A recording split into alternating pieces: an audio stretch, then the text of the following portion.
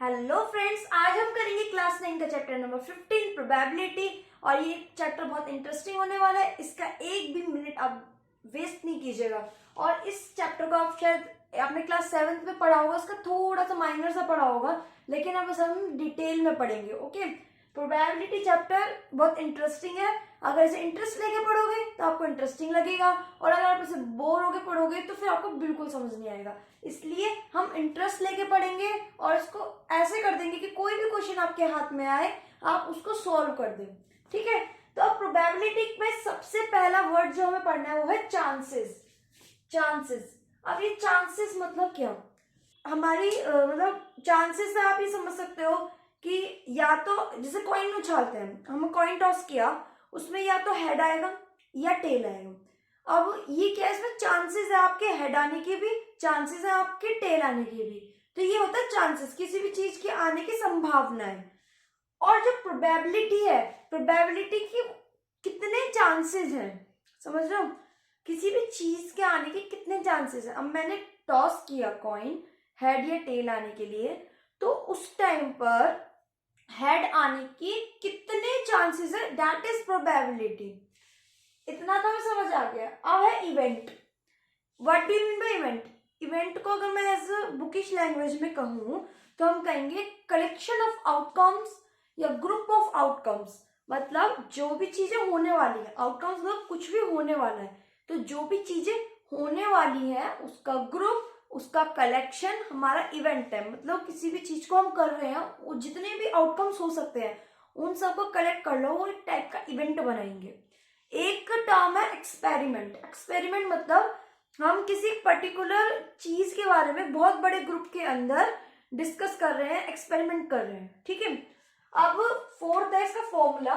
Probability को denote करते हैं हम पी से, और किसी भी इवेंट की प्रोबेबिलिटी हम किसी भी पर्टिकुलर इवेंट की निकालेंगे ना, है ना, ग्रुप ऑफ आउटकम्स की निकालेंगे, तो इवेंट को डिनोट करेंगे हम ई से और ब्रैकेट के अंदर। ये ब्रैकेट से यहाँ पे मतलब है कि probability of any event. Okay, अब इसका फॉर्मूला क्या है? Favourable outcomes upon total number of outcomes. इसका यहाँ पे मतलब है फेवरेबल आउटकम्स मतलब आने कितनी पॉसिबिलिटीज है, मतलब कि जिस चीज की प्रोबेबिलिटी, जिस इवेंट की प्रोबेबिलिटी निकालनी है, वो वाला आउटकम अपॉन में जितने भी आउटकम्स दे रखे हैं इवेंट के अंदर upon total number of outcome. That means अगर मैं किसी डाइस की बात करूं, जब मैं किसी डाइस की बात करती हूँ, डाइस को मैंने रोल किया तो उसमें कौन कौन से नंबर्स आने की पॉसिबिलिटी है? 1 2 3 4 5 एंड 6। ठीक है, अब प्रोबेबिलिटी ऑफ इवेंट मतलब प्रोबेबिलिटी इवेंट क्या है? यहाँ पर इवेंट ये है कि हमारा जो नंबर हो वो 4 हो। ठीक है, तो मुझे क्या निकालना है? प्रोबेबिलिटी किसकी? Number is 4। ठीक है, ये मेरा इवेंट है। तो फॉर्मूले के अकॉर्डिंग फेवरेबल आउटकम्स मतलब क्या है? जिस आउटकम के बारे में हमसे बोला गया है, तो हमारे से बोला गया 4 के बारे में। इस पूरी सीक्वेंस में इन सारे आउटकम्स में 4 कितनी बार आ रहा है? 4 आ रहा है सिर्फ ओनली 1 टाइम्स।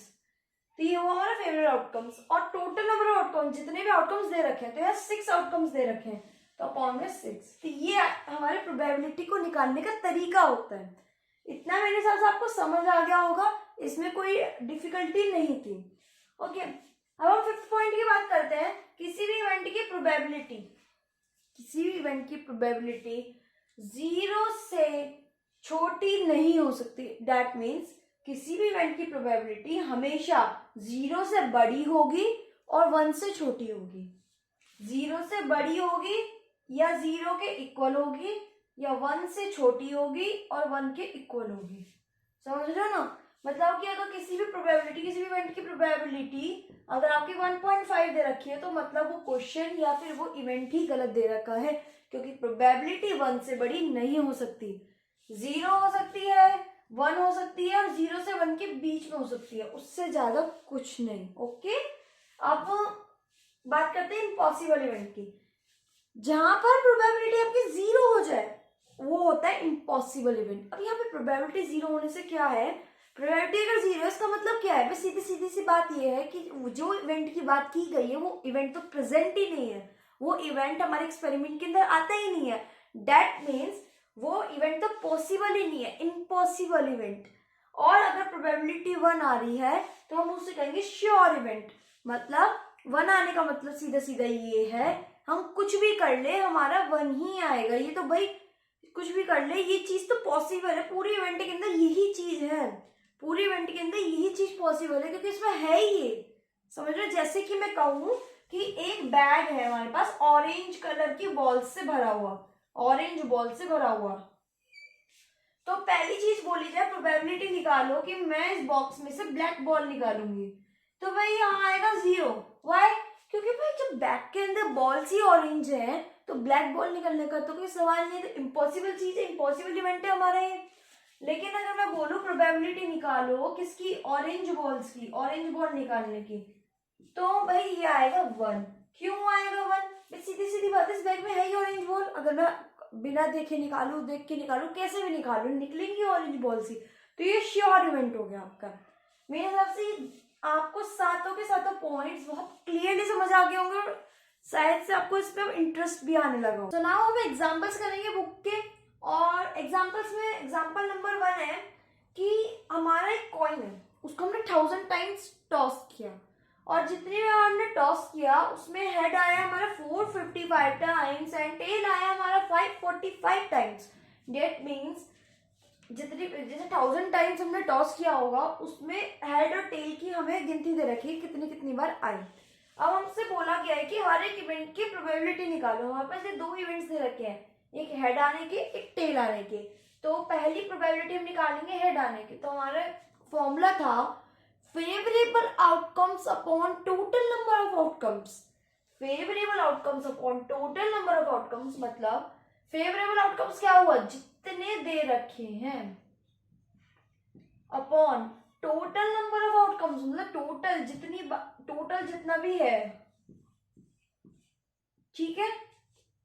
अरे हमें पता है जब भी जितनी जीरोस डिवाइड के अंदर होती है उतने पॉइंट पहले पॉइंट लगा देते हैं, मतलब 0.455, 3 जीरोस दे रखी है नीचे तो 3 डिजिट्स पहले हम पॉइंट लगा देंगे।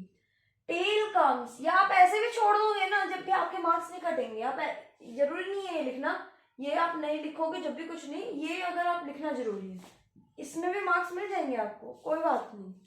अब बोला है tail comes, tail favourable outcomes 545 और टोटल नंबर ऑफ आउटकम्स 1000, तो ये हो गए 0.545। ओके। एग्जाम्पल नंबर 2 भी सेम है, उसमें क्या बोला है, कॉइन को 500 टाइम्स टॉस किया गया जिसमें 2 हेड्स एक साथ 105 टाइम्स, 1 हेड 275 टाइम्स और एक भी हेड 120 टाइम्स नहीं आए। तो इसमें बोला गया है कि प्रोबेबिलिटी ऑफ ईच इवेंट, मतलब पहले 2 हेड्स की प्रोबेबिलिटी क्या होगी, वही चीज 105 फेवरेबल अपॉन टोटल मतलब 500। अगर मैं इसे काटूं तो 5 2 जा 5 1 जा और ये हो गया 100, तो यहाँ पर आ गया 0.21। 1 हेड 275 अपॉन 500, फिर से 5 से काट सकती हूँ मैं, 5 5 से 25, 5 5 से 25 और ये 100, तो 0.55। और 9 हेड का क्या है 120 अपॉन 500, तो ये हो जाएगा हमारा 5 2 जा 10, 5 4 जा 20 और ये 100, 0.24। तो ये हमारा आंसर्स आ गए। अब एग्जाम्पल नंबर 3 में बोला है कि एक डाइस है जिसको 1000 टाइम्स रोल किया गया है, तो भाई एक बार रोल किया मान लो 3 आ गए, दूसरी बार किया 4 आ गए, तीसरी बार किया 1 आ गया, कुछ भी आ सकता है ना। तो जब 1000 टाइम्स किया तो कोई ना कोई नंबर जितनी बार आया उतनी उतने की टेबल दे रखी है, मतलब 1 179 टाइम्स आया, 2 150 टाइम्स आया, 3 157 टाइम्स आया, 4 149 टाइम्स आया, 5 175 टाइम्स आया और 6 190 टाइम्स। अब इसमें बोला हर एक इवेंट की प्रोबेबिलिटी निकालो, मतलब हर एक नंबर के आने की प्रोबेबिलिटी निकालो। मतलब पहली पूछा है हमसे probability of number 1 come on dice, ठीक है। पहला पूछा है कि 1 नंबर आया, तो नंबर 1 कितनी बार आया 179 टाइम्स, तो फेवरेबल आउटकम्स हो गए 179। टोटल आउटकम्स कितने थे भाई, डाइस 1000 टाइम्स डाला गया था, तो टोटल नंबर ऑफ आउटकम्स हो गए 1000, तो ये हो गया 0.179। दूसरा नंबर 2 कम, तो हमारे फेवरेबल आउटकम्स हो गए 150 और टोटल आउटकम्स हो गए 1000, तो हमारा आंसर हो गया 0.150। अब थर्ड कितनी बार आया 157 टाइम्स, तो नंबर 3 कम, तो 157 बाई 1000 तो 0.157। अब नंबर 4 की बात करेंगे हम, देन नंबर 5 की और लास्ट में नंबर 6 की बात करेंगे। तो नंबर 4 आया हमारा 149 टाइम्स, तो ये हो गया 0.149। नंबर 5 आया 175 टाइम्स, तो ये हो गया 0.175। नंबर 6 आया 190 टाइम्स, तो 190 अपॉन 1000, तो ये हो गया 0.190। इस तरह से प्रोबेबिलिटी को निकालेंगे। ओके, नाउ एग्जांपल नंबर 4 थोड़ा सा डिफरेंट सा आ गया, हमारे डाइस और कॉइन से हटके आ गया, एक सिचुएशन चेंज कर दी गई है। अब बोला ये टेलीफोन डायरी में 200 नंबर्स बनाए गए हैं, ठीक है, टेलीफोन कंपनी ने 200 नंबर्स बनाए हैं और अलग अलग नंबर्स को number of frequencies at the unit place पे, मतलब मैं आपको समझाऊं, कोई भी नंबर होता है 1 2 3 4 5 6 7 8 9 0, जो नंबर होता है वो 10 डिजिट तक का नंबर होता है किसी भी फोन नंबर को, तो उसकी यूनिट डिजिट मतलब हुई उसके लास्ट डिजिट, किसी भी नंबर की लास्ट डिजिट, ये क्या होते हैं हमारी यूनिट प्लेस, ठीक है। तो इस क्वेश्चन में बोला है जो टेलीफोन कंपनी है उन्होंने जो नंबर्स बनाए हैं उसमें एक इस तरह से डाटा को रखा है कि किसी भी नंबर के यूनिट प्लेस का जो नंबर है वो कितनी बार आ रहा है, मतलब जरूरी नहीं 0 आए, ऐसा भी हो सकता है यहाँ 1 आ जाता, ऐसा हो सकता है यहाँ 2 होता, ऐसा हो सकता है 3 होता, 4 होता, या 5 होता है, या 6 होता है, या 7 होता है, 8 होता है, या 9 होता। भाई 0 से लेकर 9 तक कोई भी नंबर यहाँ पर हो सकता है यूनिट प्लेस पर। दैट मीन्स आपको ये बताना है कि क्या प्रोबेबिलिटी है कि यूनिट प्लेस पे 6 आए। तो जब हम टेबल देखेंगे जो हमारे बुक में दे रखी है, उस टेबल के अंदर 6 14 टाइम्स दे रखा है, तो फेवरेबल आउटकम्स हो गया 14 अपॉन टोटल आउटकम्स हो गया 200। तो इसको जब मैं सॉल्व करूंगी तो 107 और ये हो गया 0.07, ये हमारा आंसर आ गया।